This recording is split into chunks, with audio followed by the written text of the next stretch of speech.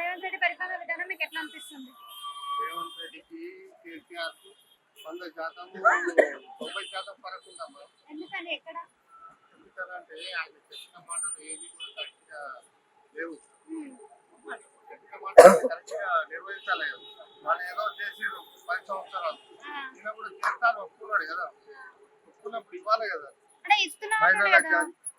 అది ఇస్తున్నా అంటే మనకు అంతా తెలుసు కదా, పబ్లిక్ ఎంత వ్యతిరేకం ఉన్నది పల్లెటూళ్ళలో. రైతు బంధు పడలేదు, ఏది పడలేదు. మహిళలకు 4000 పింఛన్ అన్నారు, ఆ 2000 నడుస్తుంది కేసీఆర్. కేసీఆర్ రూపు మాపుతాం అంటే ఎన్నటికీ కాదు, అది సమస్యలు లేవు. కానీ ఆయన కట్టినవి వస్తున్నాయి, బిల్డింగ్లు ఉన్నాయి, ప్రతి ఊరికి రైతు వేదికలు ఉన్నాయి, శ్మశాన వాటికలు ఉన్నాయి. సార్ ఇప్పుడు రైతుల గురించి పట్టించుకోవట్లేదు అంటున్నారు. తీసుకోవట్లేదు కదా. ఇప్పుడు అలా ఎంత ధర్నా చేసి ఏమన్నా చేసుకోండి అని చెప్పేసి వదిలేస్తుడు కదా. వాళ్ళ ఏదో సమస్య తీర్చడానికి పోవాలి కదా.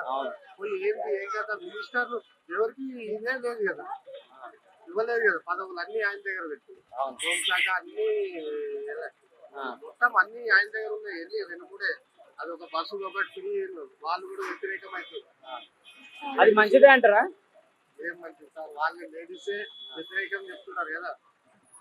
ఏటు తిరుగుతారు ఇప్పుడు వాళ్ళు, ఇట్లా ఇట్లా బయటకు వస్తున్నారు లేడీస్ ఫ్రీ అయిందని చెప్పి ఏదానికి హైదరాబాద్ మీకున్న ఎక్స్పీరియన్స్ పరంగా ఫ్రీగా ఉంటే ఏముంటే బాగుంటది? ఫ్రీగా అంటే అన్ని ఫ్రీగా ఇయ్యాడు కదా.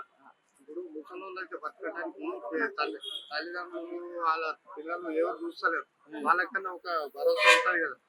ఇప్పుడు ఏమొస్తుంది సార్, అన్ని పెరిగిపోయినాయి, అన్ని విధాలు పెరిగిపోయినాయి. బియ్యం పెరిగిపోయినాయి, పప్పులు పెరిగిపోయినాయి, అవిటికన్నా వస్తాయి కదా ముసలి ఇంటి దగ్గర ఉన్నోళ్ళు. ఇప్పటికైనా ఆయన కళ్ళు తెచ్చి జర మంచిగా పరిపాలించి మళ్ళీ ఒకసారి వస్తాడు, లేకుంటే కష్టమే. వేరే థ్యాంక్ యూ. వేరే మార్గం